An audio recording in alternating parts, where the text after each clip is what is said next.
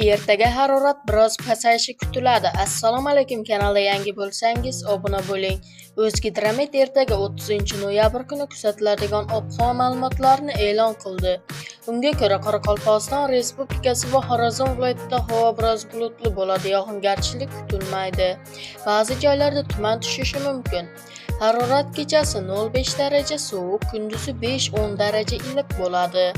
Buxoro va Navoiy viloyatlarida havo biroz bulutli bo'ladi, yog'ingarchilik kutilmaydi. Ba'zi joylarda tuman tushishi mumkin.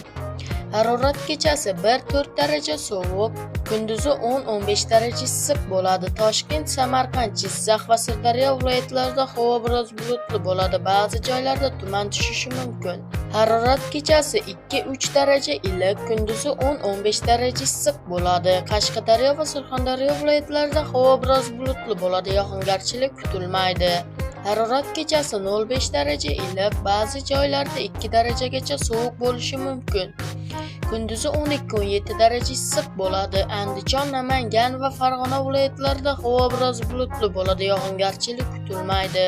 Ba'zi joylarda tuman tushishi mumkin. Harorat kechasi 2-3 daraja iliq, kunduzi 8-13 daraja iliq bo'ladi.